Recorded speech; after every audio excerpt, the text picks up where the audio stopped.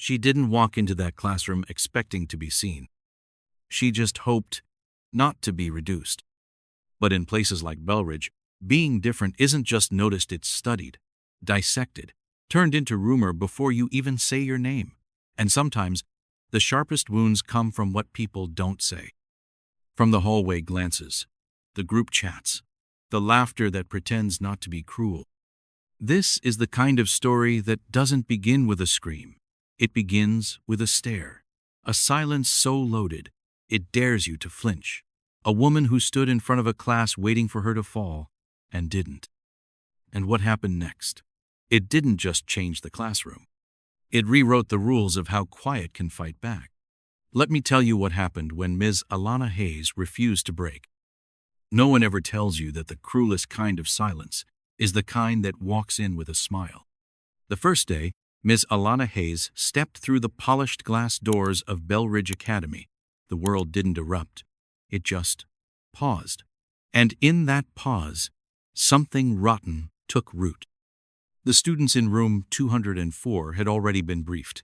Not by faculty, not in any official orientation. No, they had their own network. Whispers passed faster than Wi-Fi. Before she even introduced herself, a screenshot from a questionable Reddit thread circulated via airdrop. It was a side-by-side photo. One was Alana Hayes in her professional headshot, neat twists, pinned back, glasses poised, blazer crisp. The other was an actress from an adult website, pixelated, but the resemblance was close enough for teenage mockery. Liam Prescott was the first to smirk. He was always the first. Son of a senator, captain of the debate team. His grades weren't outstanding, but his entitlement was. And in a school like Bellridge, legacy mattered more than merit. He leaned back in his seat, phone half hidden, and nudged Malik with his elbow. Malik chuckled under his breath. Jules, seated 2 rows back, looked away. He didn't laugh, but he didn't say anything either. When Miss Hayes reached the front of the class and turned to write her name on the board, a single sound broke the tension, the unmistakable snicker of someone who thought they were clever. It rippled.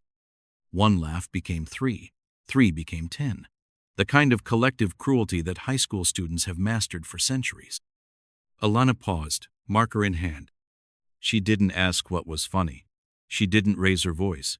She simply turned around, facing the room full of strangers with eyes that had already seen too much in life to be surprised anymore. "My name," she said slowly, "is Miss Hayes. I teach English. That means I'll be teaching you how to dissect language, intention, and subtext. Based on the giggles, I'd say we've got a head start on subtext already." The room shifted. A few students looked down. Others, like Liam, leaned in, not backing off, just recalibrating. He whispered, "She's bold. Might be fun." But it wasn't fun. Not really. Not when you're 34, black, and new to a town where your skin tone is still considered a topic of discussion at PTA meetings. What made Bellridge so brutal wasn't the open cruelty. It was the refined kind, the kind that smiles while sharpening its knives. The school was a castle of privilege, with ivy-covered walls, alumni with trust funds, and teachers too afraid to make waves. And now, into that world, stepped Alana, whose credentials were flawless but whose background was far too unorthodox. She'd taught in Baltimore, in underfunded schools, where kids called her Miss A and brought her cafeteria cookies on her birthday. She knew chaos. She had learned to navigate classrooms where chairs got thrown and homework didn't exist. But Bellridge? This was different. Here, cruelty came in the form of sarcasm, of curated memes and vague subtweets. She wasn't naive. She'd Googled the school. She knew the prestige, the politics. She knew what it meant to be the only black female teacher in a faculty of white PhDs with country club memberships. But knowing it and feeling it, those were 2 different things. When she sat in the teacher's lounge during lunch, conversation halted mid-sentence. They smiled, of course, warmly, kindly, too kindly. Someone commented on her necklace. Another asked where she was from, not in the geographical sense, but in that careful, coded way. "You're not from here, are you?" She smiled back, professional, composed. and lied. Just moved up from Raleigh. No one needed the full truth. Not yet. By third period, the meme had evolved. It wasn't just the Reddit image anymore. Now someone had created a TikTok sound, a mashup of a moaning clip overlaid with her walking into the classroom. It racked up likes faster than the school could pretend not to notice. But the school didn't intervene, not really. At 2:10 p.m., she was called into the assistant principal's office, Mr. Delaney, mid-50s, pink cheeks, weak handshake. "We've heard some students may have been misunderstanding your background," he said. Alana sat with her hands folded in her lap. Misunderstanding? Well, there's a photo circulating. Some confusion. Nothing substantiated, of course. "What would you like me to do?" she asked, voice steady. He hesitated. "Perhaps dress more conservatively? Not that you've done anything wrong," he rushed. "But perception is important here." She didn't answer right away. She stood. "If perception is the problem," she said softly, "then maybe we should be teaching students how to perceive better." That night, she didn't cry. She wanted to, but she didn't. She opened her laptop and began drafting tomorrow's lesson, The Power of Narrative. How a story, when repeated enough, begins to feel like truth. How society decides who gets to be innocent and who must prove it. Alana knew this wasn't just a rumor. It was a message. From the students, from the system, from the world that said, "You don't belong here." But she'd heard that before. She'd heard it in every foster home that sized her up as too old to be cute and too smart to be manageable. She'd heard it in every job interview where her name earned a second glance. She'd heard it in every relationship where her ambition was labeled intimidating. And every time, she stayed. She showed up. She held her ground. The next morning, she walked into room 204 wearing the same fitted navy blazer. Her hair, the same. Her posture, unshaken. Jules, from the third row, watched her closely. There was something about the way she moved, like glass, that refused to shatter. Liam was waiting.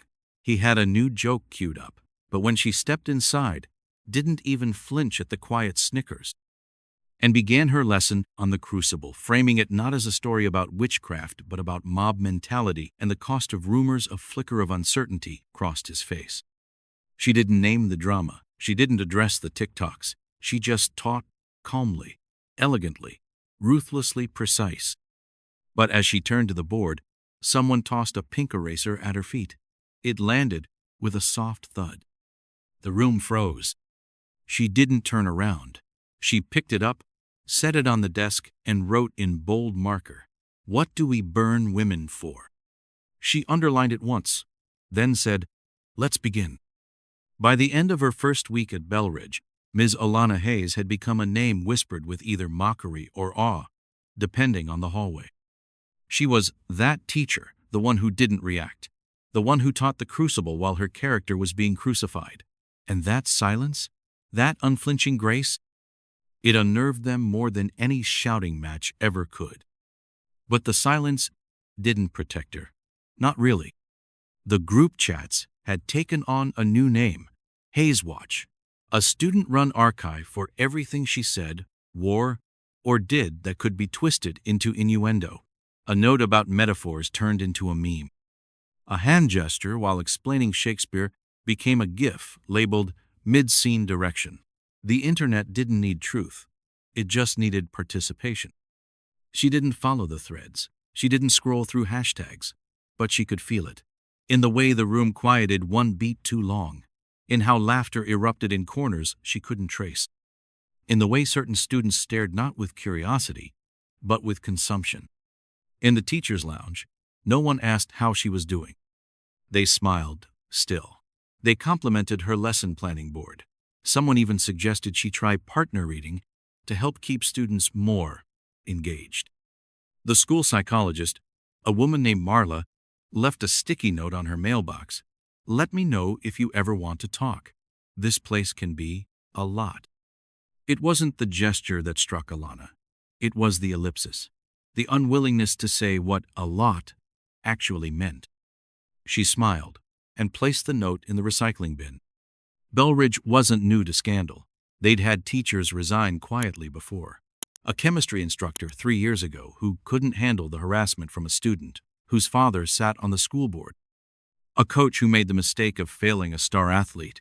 These stories lived in the hushed oral history of Bellridge, always unfinished, always swept away by the tide of tuition donations and nameplate renovations.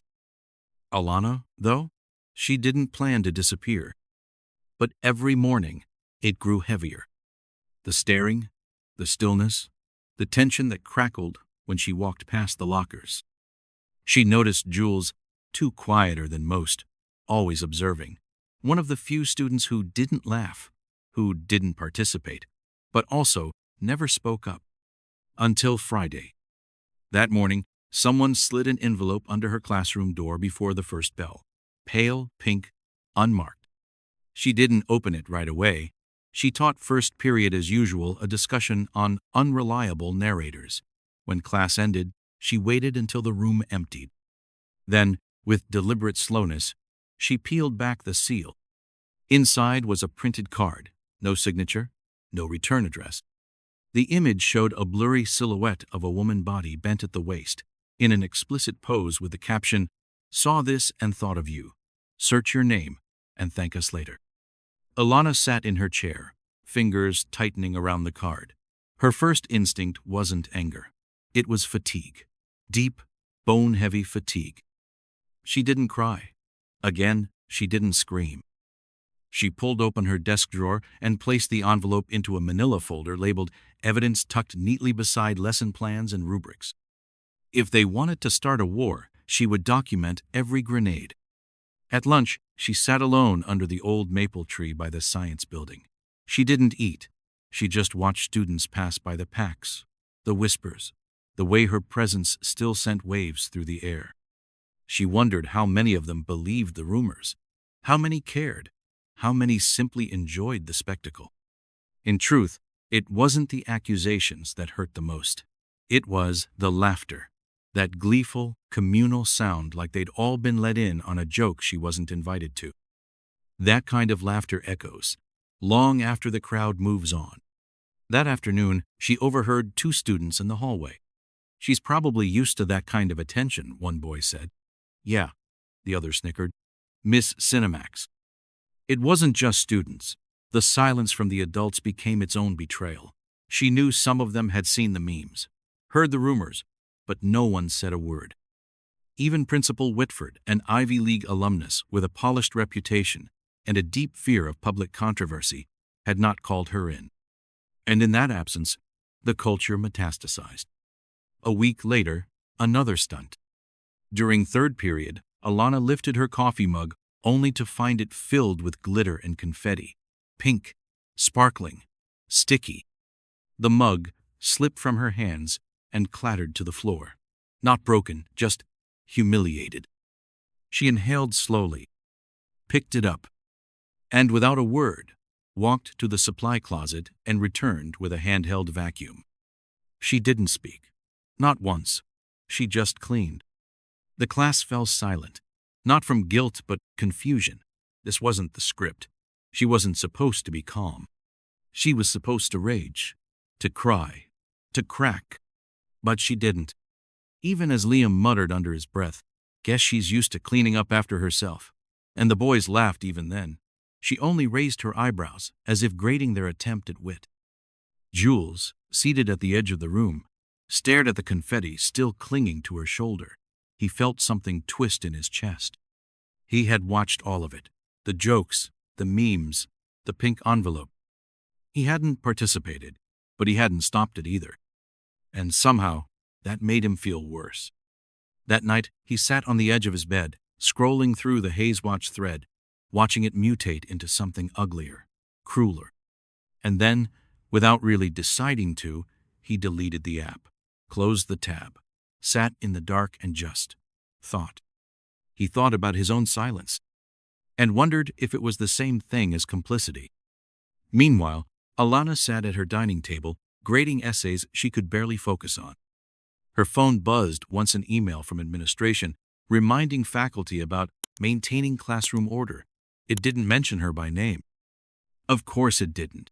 She looked around her apartment. Clean, quiet, sparse. A plant on the windowsill. A photo of her mother on the bookshelf. A candle she never lit. It felt like a sanctuary, but lately, it had started to feel more like a bunker. She picked up her pen, paused, and instead of grading, she turned over a blank page and wrote one line. Some rumors don't need to be believed to do damage. They just need to be repeated. She underlined it and knew, deep in her chest, that something had to change. It was a Tuesday morning when everything cracked. Not loudly, not all at once, just enough for the entire illusion to fracture.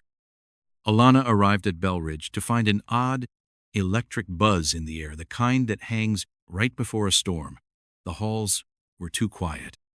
Students watched her more openly now, not just with mocking curiosity, but with something closer to anticipation. Something was coming. She could feel it. It happened at 4 a.m., halfway through fourth period, room 204. Jules noticed it first, the uneasy glances, the way Liam whispered to Malik and nodded toward Dylan, who had already propped his phone against a stack of books like he was preparing to film a documentary. Then the trigger, a ping.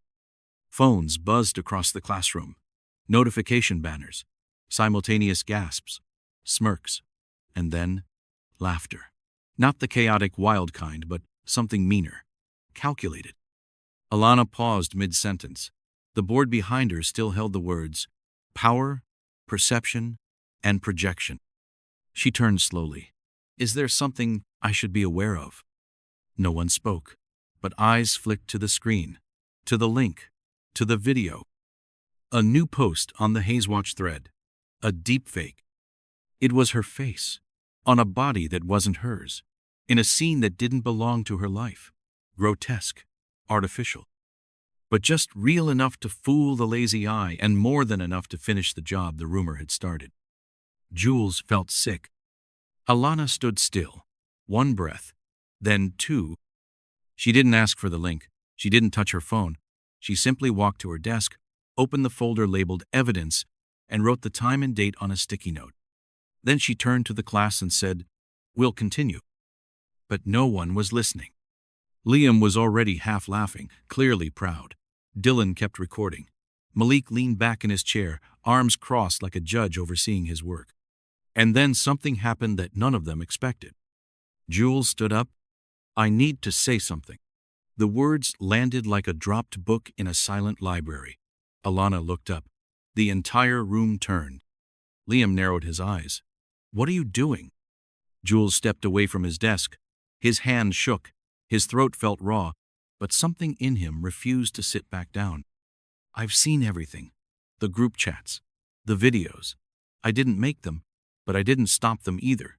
That's on me. Alana didn't speak. She didn't move. Jules swallowed. But this video? It's fake. It's not her, and we all know it. Silence. Then Dylan scoffed. Sit down, Jules. No, he said louder now. I'm done sitting. Attention gripped the room, one part confusion, one part reckoning. Even students who had snickered just moments before now looked unsure. Jules continued. You think you're funny. You think you're smart. But all you've done is prove how terrified you are of someone you can't control. Liam stood too, but not to support him. You don't speak for all of us. No, Jules said. I don't, but I do speak for me. The bell rang before it could spiral. Chairs scraped. Students rushed to escape the discomfort. Liam muttered something under his breath as he walked out. Dylan shoved his phone into his pocket, for once not recording. Only Jules lingered. I'm sorry, he said to Alana quietly. I should have spoken up earlier. She didn't answer right away. Then, thank you for saying it now. He left. She closed the door behind him, then turned off the lights, and cried for the first time since she arrived at Bellridge. Not because of the video, or the laughter, or even the humiliation, but because someone had finally seen her. That afternoon, Alana requested a meeting with the administration. The principal looked uncomfortable. He always did when conflict couldn't be solved with a newsletter. She slid a folder across the table. Every incident, every screenshot, every time I was told to stay silent for the school's image. He opened it. His mouth tightened. She spoke clearly. I'm not asking for a press release. I'm asking for accountability. Principal Whitford shifted in his seat. We'll look into this. No, she said, standing. You'll act. Or I will. She left without waiting for a response. By that evening, whispers had become conversation. Jules had posted a message on the school's internal board, a long, thoughtful post titled, What We've All Been Watching. It detailed the bullying, the silent participation, the ways everyone had contributed by doing nothing. It ended with a single line, Silence isn't neutral. It's a side. And we all chose one until now. The next morning, students arrived to find posters taped around the school. Ask what you're laughing at. Is it still funny if it's your sister? Do you even know her name? No signature. Just tape and paper and shame. Alana walked past them without comment. She didn't post them. She didn't need to. Something had shifted. In third period, Tasha, a senior who had once laughed the loudest, quietly passed Alana a note. I'm sorry. You deserved better. She didn't sign it either. The room that had once buzzed with cruelty now sat in uneasy quiet, not yet healed, not yet redeemed, but changed. And when Alana began her lesson that day, no one laughed. No one whispered. They just listened. By the time the video was proven fake, by the time an anonymous tech-savvy sophomore uploaded a short tutorial debunking it frame by frame, the damage had already been done. But strangely, no one was laughing anymore. Ms. Alana Hayes never once mentioned the deepfake, never named names, never asked for apologies. She simply kept showing up. Every day, same walk through the front doors, same calm voice, same graceful posture. But there was something deeper now, something heavier in her presence. Not the weariness of someone trying to survive, but the resolve of someone who had already decided who she was long before anyone tried to define her. And the students noticed. Not all at once, not like a revolution, but in fragments, a glance that lingered longer, a joke left untold, a phone put away instead of recording. In room 204, the silence had changed. It wasn't hostile anymore. It was reverent. A shift that no one could explain, but everyone could feel. Principal Whitford, reluctant and slow-moving as ever, had finally summoned Liam and his crew to the office. There were warnings, meetings with parents, mentions of consequences, but no suspensions. No disciplinary records. Too many legacy donors, too much pressure from board members, too much fear of scandal. Bellridge was still Bellridge. But Ms. Hayes? She was no longer just a teacher on the defensive. She was becoming something else entirely. One Friday morning, she introduced a new class project. The assignment: rewrite. Each student was tasked with writing about a moment they misunderstood someone, a time they chose the wrong story, the wrong judgment, the wrong assumption. Some rolled their eyes. Others looked uncomfortable. But one by one, the essays came in. And they were raw. Tasha wrote about a girl in middle school she bullied into transferring a girl whose only offense was wearing thrifted jeans. Malik, in a rare moment of openness, wrote about how he mocked his cousin's speech impediment in front of his friends because he was too embarrassed to defend him. Even Dylan, who hadn't looked her in the eye for weeks, wrote about the moment he clicked share on the fake video. He didn't name her. He didn't have to. Jules, though, wrote the essay that rippled far beyond the classroom. His piece was titled The Echo of a Joke, a reflection on how humor is often the camouflage of cruelty, how laughing at something doesn't make it harmless, how silence, when armored with sarcasm, can wound deeper than a punch. Ms. Hayes returned it with a quiet note in the margin. This is how change begins. Something was transforming at Bellridge, slowly, imperfectly, but undeniably. It wasn't about discipline. It wasn't even about guilt. It was about truth, and what happened when someone finally held up a mirror without flinching. Alana didn't become their favorite teacher overnight. She didn't crack jokes or bend rules. She didn't try to win them over. She just taught. And in doing so, she taught more than literature.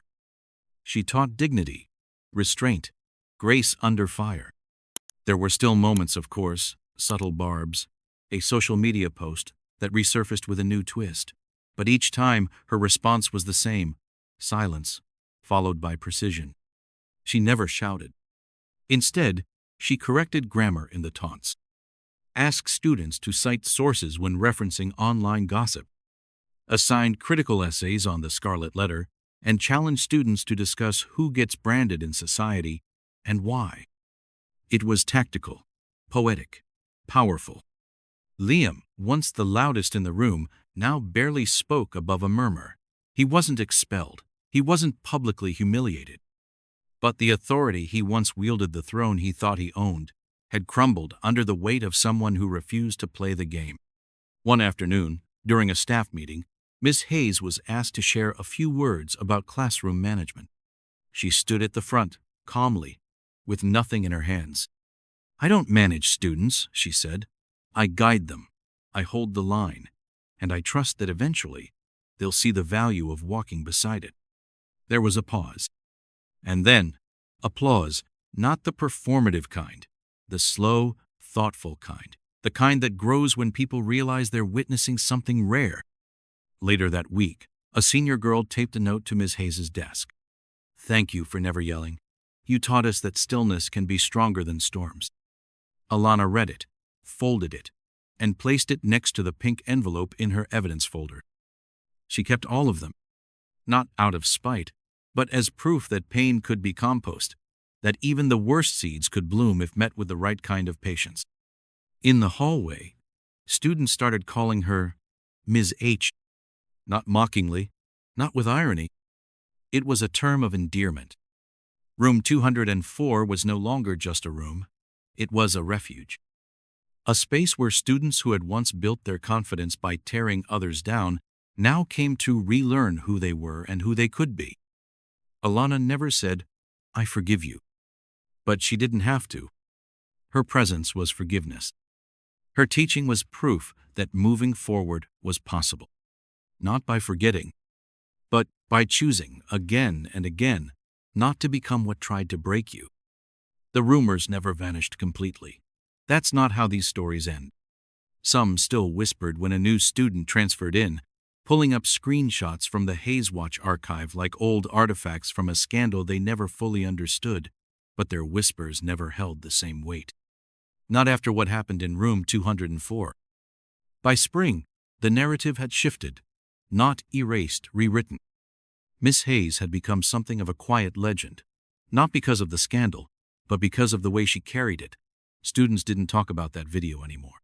They talked about the assignment, rewrite, about how she never cracked under pressure, about how she answered cruelty not with vengeance, but with clarity. The last week before finals, something unexpected happened. Jules and a small group of students approached the principal with a proposal.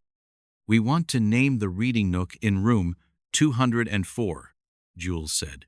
"It's where a lot of us learned how to rethink who we are." Principal Whitford raised an eyebrow. "You're proposing a nameplate?" Jules nodded. "Not a big one, just a corner. We want to call it the quiet corner, for people who are still learning how to speak up." Whitford considered it. For once, there was no hesitation in his eyes. He approved it without a single condition. On the last day of class, before the final bell, the students surprised Miss Hayes with the plaque. Simple, wooden, hand-carved. The quiet corner for those who teach without raising their voice. She stood in silence, fingers brushing the edge of the sign. Her eyes shimmered, but no tears fell. Tasha stepped forward and whispered, "We thought it should bear your name, but we figured you'd rather it be about what you gave us." Alana smiled, that small, measured smile the students had come to recognize as her way of saying everything without saying anything at all. She didn't give a speech. She didn't need to. Instead, she invited them to stay just a little longer and offered one final lesson. They sat in a circle on the carpeted corner. the sun casting golden stripes across the floor. "Words," she said, "can build walls or windows. You get to choose which." No one interrupted. No one fidgeted. Even the students who once rolled their eyes at her assignments now leaned forward, as if not wanting to miss a single breath. She continued, "Rumors are built from silence, but so is courage. When you speak truth, not loudly, not for applause, but with quiet certainty, people eventually hear you." A pause. Then, "I'm not here to make you feel ashamed of who you were. I'm here because I believe in who you still can become." The bell rang, but no one stood. It took another few seconds before backpacks rustled and students began to move, slowly, gently, as if not wanting to disturb something sacred. Jules lingered last. He looked at her, really looked at her, and said, "You made me want to be someone who notices, who speaks. Thank you for that." She reached out and touched his shoulder lightly. "You were always that person," she said. "You just had to choose him." Outside, the courtyard buzzed with year-end energy, laughter, locker slams, summer countdowns. But in room 204, a stillness remained. Later that afternoon, Miss Hayes packed up her folders. She slid the evidence file into a drawer, but not before placing a single slip of paper inside a new one. It read, "Thank you for not giving up on us. The Cotton Candy Crew." No names, but she knew who had written it. She turned off the lights and stood for a moment, letting the silence settle. Then she walked out, passing by the little wooden plaque one more time. In the hallway, she overheard a freshman whisper to another, "That's Miss Hayes. She's the one who flipped the school without ever yelling." The other replied, "Seriously? She looks so normal." And that was the irony. She was normal. And that was what made her so powerful. She didn't have to be loud to be unforgettable, didn't need to punish to be respected. She showed a school built on privilege what it meant to earn authority, without demanding it. Years later, students still told the story. Of the teacher they tried to break. Of the rumor that never stuck. Of the 30-second stare down. Of the glitter and the confetti and the video that should have ended her but didn't. They told it like folklore, each version slightly different, none quite accurate, all sharing the same truth. That the strongest person in the room is often the one who speaks last, and speaks least, but says everything. And in the heart of Bellridge Academy, room 204 remained, a place once built on silence, now carried by it. Because Miss Hayes never needed the room to bear her name. She had already written herself into the hearts of those who would remember her forever. Have you ever walked into a room and felt like the joke was already written about you? Like the story had been told before you had the chance to speak? For some of us, that moment is just a memory. For others, it's a daily reality. But whether you've been the one whispered about, or the one who stayed silent when you knew you shouldn't, we've all stood at the edge of that choice. The choice to speak, the choice to stay, the choice to rise with quiet dignity. This story isn't just about Miss Hayes. It's about the power of grace when the world expects you to break. It's about choosing resilience when silence feels heavier than words. And maybe it's a reminder that every rumor, every label, every cruel laugh, they only win when we stop showing up. So if this story spoke to something in you, I hope you'll carry it with you not just as a memory, but as a mirror. And if you've ever been through something like this, or know someone who has, share this story with them. Leave a comment. Let us know your thoughts.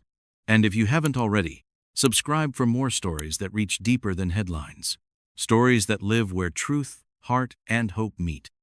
Because sometimes, the strongest voice in the room is the one that refuses to shout. We'll see you in the next story. Stay tuned.